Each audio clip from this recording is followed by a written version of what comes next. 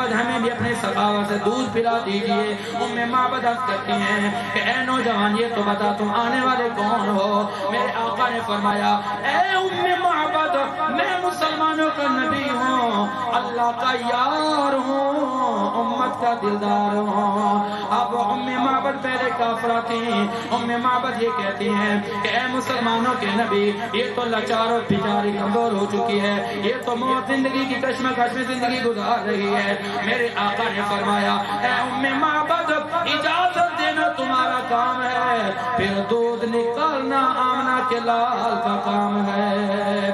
میرے آقا علیہ السلام آگے بڑھتے ہیں، حضور نے اپنے دست شفقت دست انور معبد کی بکری پہ پھیرا، پھر میرے آقا نے اپنا ہاتھ مبارک اس کے تھنوں پہ لگایا۔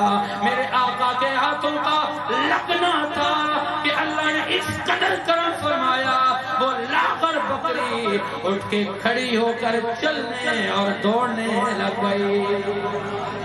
وہ چلنے اور دوڑنے لگ گئے۔ حضور نے فرمایا معبد اب ایسا کرو برتن لے آؤ، اپنے برتن بھی اور علاقے والوں کو بھی بتاؤ، آؤ آج دودھ لے جاؤ۔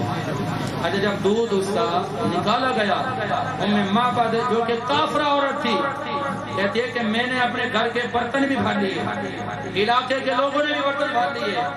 کہتی ہے کہ جب یہ کالی زلفوں والا وشم سے چہرے والا مازاغ سرمے والا یاسین چہرے والا جب جانے لگا تو میرے زبان سے بے ساختہ ایک لفظ نکلا کہ اے مصطفیٰ میرا دل لوٹ کر کہاں جا رہے ہو، مجھے اپنی محبت کا فریب پکڑ کے کہاں جا رہے ہو۔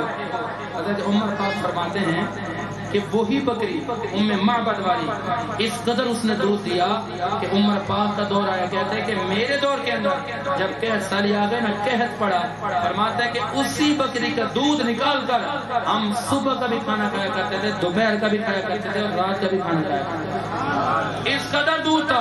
اب معبد حضور کو پکار کر کہتی ہے کہ کالی زلفوں والے نبی میں نے بڑے تذکرے سنے ہیں، میں تمہارے سامنے نہیں آتی تھی، اس ڈر کے مارے میں نے سنا تھا کہ مکہ میں ایک آیا ہے کالی زلفوں والا، وہ جادوگر ہے، جس کو دیکھتا ہے وہ اپنا ایمان کھو بیٹھتا ہے، جو اس کو دیکھتا ہے اس کا گفتار کردار باتیں سنتا ہے اپنا ایمان قربان کر دیتا ہے۔ کہتا ہے میں نے کبھی آپ کا چہرہ نہیں دیکھا، لیکن زندگی میں ایسا چہرہ بھی میں نے نہیں دیکھا، ایک مہربانی کرتے جائیں۔